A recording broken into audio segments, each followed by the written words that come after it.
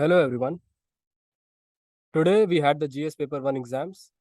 और जल्दी से डीप डाइव करते हैं जो भी पैटर्न ऑफ क्वेश्चंस था और जो भी क्वेश्चंस का डिस्ट्रीब्यूशन था उस पे। तो जीएस पेपर वन का अगर हम देखें क्वेश्चन का डिस्ट्रीब्यूशन एंड किसके कितने क्वेश्चंस आए, there were three questions from art and culture.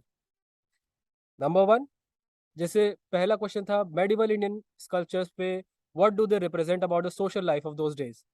So medieval temple architecture का explanation, it is a very analytical question, but if you have read, अगर आपने पढ़ा है मेडिवल इंडियन टेम्पल स्कल्पचर्स के बारे में, so you can very easily correlate it with the social life. और आपको पता है कि temple has always been the centre hub of the social life of Indian civilisation.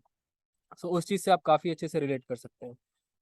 दूसरा आप देखेंगे जो और दो क्वेश्चन थे, क्वेश्चन नंबर 12 और 13, दे वर वेरी डिस्क्रिप्टिव। जैसे discuss the main contributions of Gupta period and Chola period to Indian heritage and culture. और क्वेश्चन था lion and bull figures in Indian mythology art and architecture. What is the best thing that is coming out of all these three questions? आपको pattern समझ में आ रहा है, which is that all these questions are available in NCERT. आप देखेंगे तो ये सारे क्वेश्चंस एनसीईआरटी में अवेलेबल हैं। तो आर्ट एंड कल्चर के लिए अगर आपको सबसे जो मेन सोर्स है, अगर आपको टारगेट करना है, that is NCERT which is coming out of from this paper. फिर मॉडर्न इंडिया पे आते हैं। मॉडर्न इंडिया के भी तीन क्वेश्चंस थे, question number 2 and 3, very analytical, somebody can manage it with general aptitude. जैसे क्वेश्चन था Indian armies versus East Indian armies, why were the East Indian armies more successful despite having Indian soldiers. तो ये बहुत ही basic question है। आप even I would not call it analytical because of the simple reason कि आपने इसको बहुत बार पढ़ा होगा कि why was east Indian army more successful. Then there was one more question, the third question was spurt in famines in colonial India. आप बहुत बार इसका जिक्र सुन रहे हैं आजकल, जब अभी क्वीन एलिजाबेथ का डेथ हुआ है। तो ये सारी जो कॉलोनियल इंडिया में जो भी लेगेसी थी या जो भी उनके फ्लॉज थे, वो सारे बहुत ही बाहर निकल के आ रहे हैं, राइट। सो इन चीज़ों के लिए आपको प्रिपेयर्ड रहना पड़ेगा। फिर 11th क्वेश्चन क्या था, analytical, again very analytical question. और आपको इस क्वेश्चन में जो सबसे इंपॉर्टेंट चीज़ है, वो आपको ये याद रखनी है कि आपको आज की डेट तक, यानी कि इवन टिल टुडे, जो भी क्वेश्चन का आप कहीं से भी स्टार्ट करें, बट टिल टुडे आपको उसके बारे में लिखना है, राइट। और इसका कुछ पार्ट देखें तो हम प्रीवियस ईयर क्वेश्चंस में भी very similar question was asked in 2017, आप उसको भी देखिएगा। सो आप पिछले साल के पैटर्न से आप इस साल के या नेक्स्ट साल के क्वेश्चंस को भी प्रेडिक्ट कर सकते हैं। Now one of the question was कि what are the various reasons why Indian soldiers were, despite East Indian Company having Indian soldiers, हमने उतना अच्छा परफॉर्म नहीं किया। तो इस क्वेश्चन को आपने कई बार पढ़ा होगा, तो आपको उसको भी उस तरीके से आंसर करना है। Now coming to question from geography, very basic question. Geography के 8 क्वेश्चन थे। सबसे पहली बात तो आप ये ध्यान में रखिए, ज्योग्राफी के टोटल 8 क्वेश्चन थे। And this is new because we usually think कि यार ज्योग्राफी से कई बार बहुत क्वेश्चंस नहीं पूछते और ज्योग्राफी को हम उतनी इंपॉर्टेंस नहीं देते हैं। But this is how UPSC plays with us. आपको सारे क्वेश्चंस पढ़ने हैं, सारे सेक्शंस पढ़ने हैं, सारे सेक्शन में सारी चीजें पढ़नी है। Again coming back to geography, geography से क्वेश्चन नंबर 4, 5, 6 हाईली डिस्क्रिप्टिव। लेकिन I still believe, though these were highly descriptive, highly basic, but most difficult for aspirants. Why? Because ये पार्ट हम स्किप कर देते हैं। हम जो भी बेसिक्स होते हैं उसको कई बार भूल जाते हैं। सो सचिन तेंदुलकर हमेशा बोलते थे कि रिमेंबर द बेसिक्स, आपको बेसिक्स नहीं भूलनी है। Primary rocks characteristics, colour coded weather for cyclone warnings, Deccan trap resource potential, very basic questions, right. And question number 7 was a little analytical, GS के करंट अफेयर से भी रिलेट होता है, wind energy के बारे में था।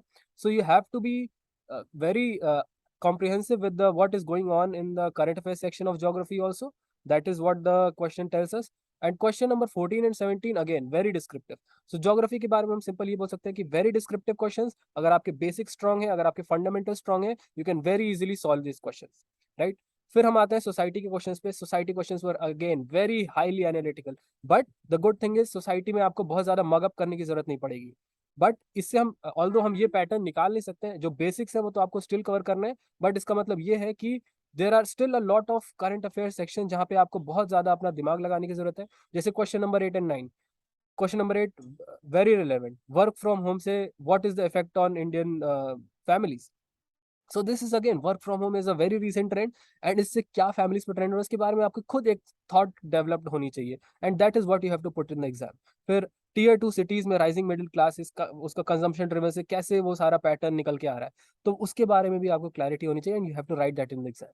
नाउ एक क्वेश्चन क्या था, ट्राइबल एज सिंगल कैटेगरी। तो ये एक ऐसा क्वेश्चन है, आपको पता होगा, आप you would definitely know the answer of this if you are preparing for the UPSC exams and you have entered into mains, आपको पता होगा। बट कई बार ऐसे क्वेश्चंस आते हैं जिनका आपको आंसर तो पता है, बट आपको क्वेश्चन समझने की जरूरत है कि क्वेश्चन ने यही पूछा है जो मुझे ऑलरेडी पता है, right?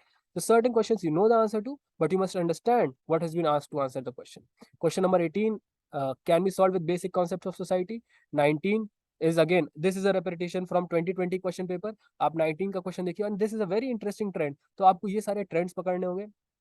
20 question, globalisation is very often repeated theme, तो ग्लोबलाइजेशन के ऊपर आपको अगर आपने कवर किया है तो you will be very easy, it will be very easy for you to solve this question.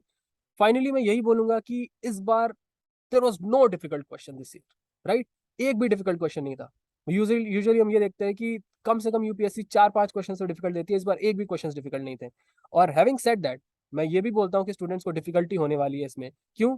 क्योंकि because we ignore the fundamentals, हम फंडामेंटल्स को भूल जाते हैं, हम बाहर की पेरीफेरी की चीजों को सॉल्व करने में या उसको समझने में ज्यादा टाइम बिता देते हैं।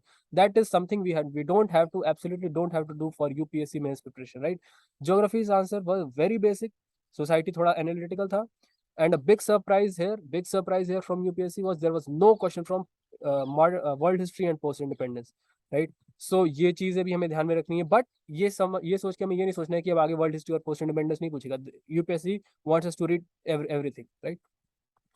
देन जो लोग इस साल अपीयर कर रहे हैं और जिनको पता है कि उन्होंने बहुत अच्छा किया पेपर में, अमेजिंग। ओवर कॉन्फिडेंट होने की जरूरत नहीं है, gear for the next paper. और जिनको ये लग रहा है कि उनका पेपर थोड़ा सा बेकार हो गया है, पहली बात तो you never know you have done bad until you get the marks, right? और दूसरी बात कि अगर आपने इसमें तो आपको लग भी रहा है कि मैंने बेकार कर दिया, तो ओवर एनालाइज करने की कोई जरूरत नहीं है, आपके पास एम्पल चांस है रिकवर करने का नेक्स्ट फ्यू पेपर्स में।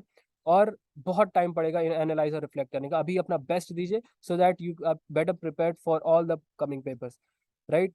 And let us know what you think about the pattern for the next year papers, aspirants, and we'll meet again with next papers analysis. Till then, happy learning.